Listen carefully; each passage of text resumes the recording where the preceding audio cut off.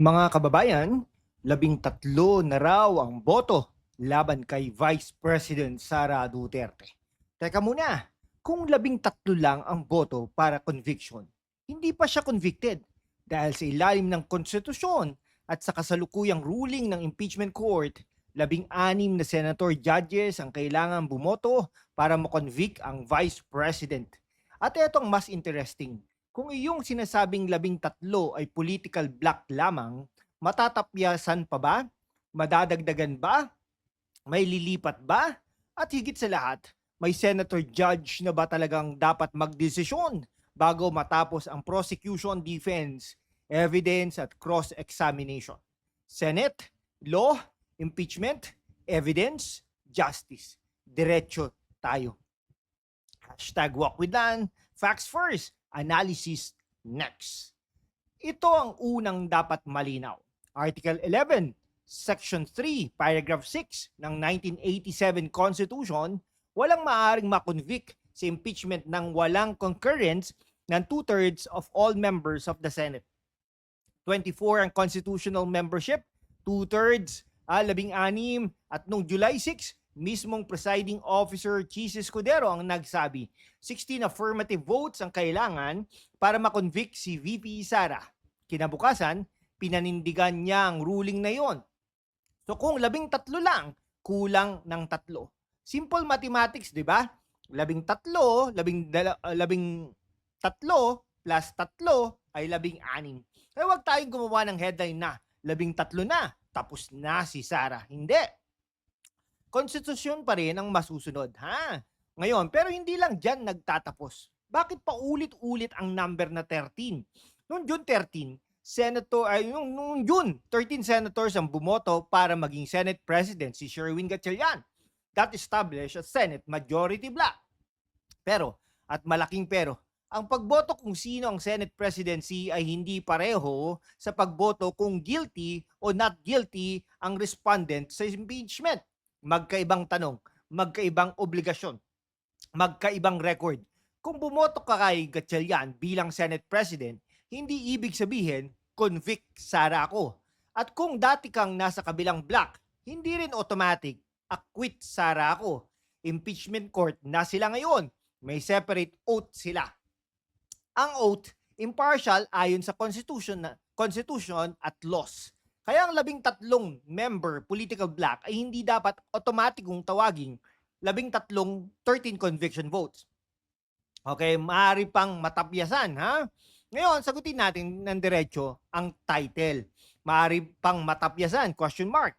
Yes, kung ang tinutukoy ay isang political statement, estimate lamang ng senator judges na posibleng pabor sa prosecution, pwedeng mabawasan. Pero pwede ring madagdagan. Bakit? Dahil ongoing pa ang trial. May prosecution evidence, may cross-examination, may defense evidence, may objections, may rulings, may documents, may witnesses. At eventually, bawat senator ay kailangan panindigan ng sariling boto.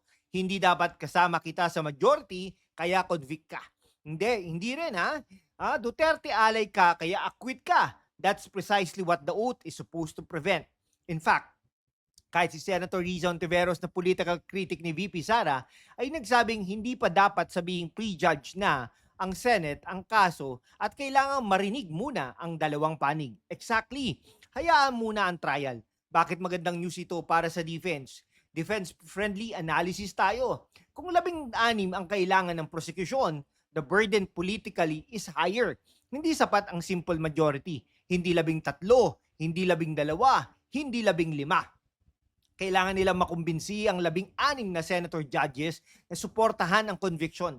At mathematically, kung kumpleto ang 24 na miyembro ng Senado at may 9 na senador judges na bumoto against conviction, hindi na maaabot ang 16. That's why every senator matters. 1 vote matters. 2 votes matter. 3 votes matter. At dito magiging napaka-importante ng defense strategy. Hindi kailangan kumbinsihin ng defense ang buong Senate na perfect si Sara. At kailangan nila pigilan ang prosecution na maabot ang constitutional threshold. But hindi rin ibig sabihin ito na dapat puro political numbers ang strategy. mas malakas pa rin, ha? Attack the evidence, challenge credibility, challenge relevance, challenge authenticity, offer alternative explanations. At sagutin ang allegations, ha? Hindi absent ang magpapababa ng 16. Etong isang legal issue na napag-usapan na rin. May senators na detained, suspended, absent, o may ibang legal complications. May argument noon, ha? Baka bumaba ang required number dahil hindi lahat makakaboboto, ha? Pero si Escudero at Gatchalian, parehong nagpanindigan. 16 pa rin. Retired Supreme Court Justice Adolfo Ascuna likewise said, suspension or detention may affect quorum questions pero hindi nito binabago ang constitutional conviction threshold, ha? Because the text refers to 2/3 of all Senate members. So hindi pwedeng 21 lang available, kaya 14 na lang. Under the present ruling, no, 16 pa rin. At para sa defense si VP Sara, napakalaking legal protection yan, ha? Okay, mga kaibigan, time na tayo na mag-global roll call. Saan kayo nanonood ngayon? Sabihin nyo sa comment section, ha? Davao, Manila, Cebu, Visayas ba? Mindanao, Middle East, Europe, US. Mga OFW natin, comment down below your country, ha? Kung sang syudad o sang bansa kayo nasa ngayon. At eto ang tanong ko, kung kayo ang senator judge, boboto ba kayo ngayon? O hihintayin muna ninyong matapos ang buong ebidensya? If you find this legal breakdowns helpful, feel free to support the channel via Super Thanks so we can keep bringing you facts and context. Pero wag aalis dahil may isang malaking pagkakamali rin ang Duterte supporters na kailangan nating itama. Fairness check. Kung 13 lang daw ang posibleng prosecution votes, wag ding sabihin tapos na. Panalo na si Sara. Hindi rin. May trial pa.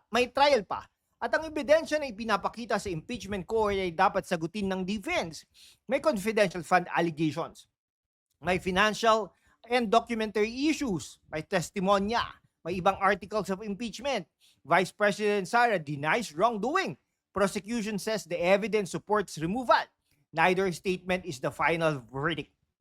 And this is precisely why I favor one principle here. Let the defense defend. Let the prosecution prove. Let the senator judges decide. Hindi survey, hindi Facebook, hindi political black. Okay, ha? Etong mas interesante. Anong makakapagtapya sa anumang assumed prosecution count? Weak witness, contradiction, inadmissible or unreliable evidence, failure to connect the respondent directly to the allegation, successful cross-examination, alternative explanation, at ano naman ang maaring magdagdag sa prosecution vote. Strong documentary evidence, credible direct witness, independent corroboration, financial trail, admission, consistency between documents and testimony.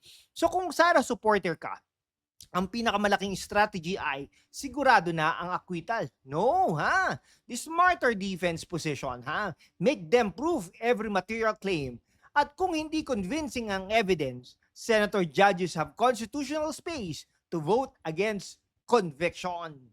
Ito ang isa pang punto, ha? Napakadaling gumawa ng listahan ngayon. This senator is Marcos. This senator is Duterte. This senator is opposition. This senator owes this person. Pero kapag ginawa nating automatic ang impeachment vote based on political alliance, para na rin nating sinasabi na useless ang trial. Bakit pa tayo may witness? Bakit pa may cross-examination? Bakit pa may evidence? Bakit pa may defense? Kaya kahit defense-friendly tayo kay VP Sara, hindi ko gustong sabihin si Senator X siguradong acquit.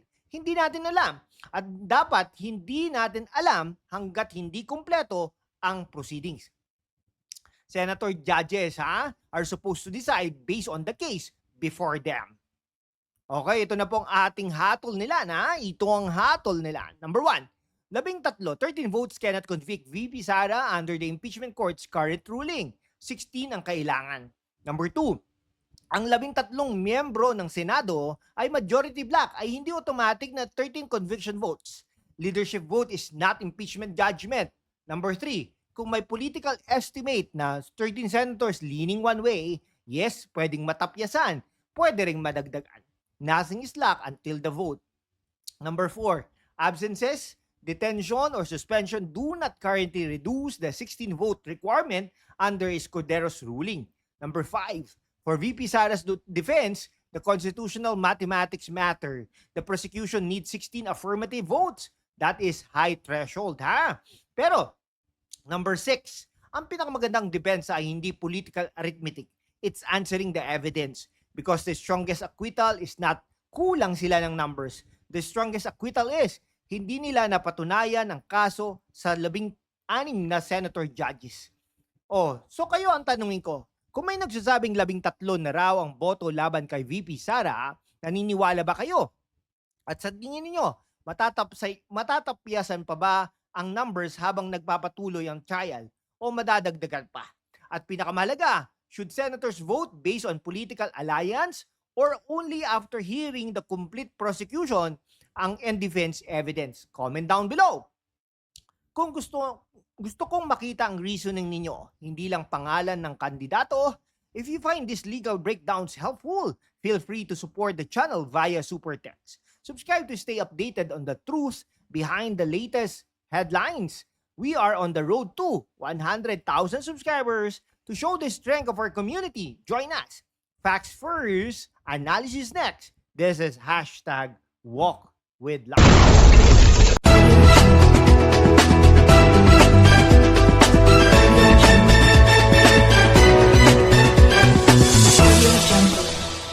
Okay, hanggang sa muli.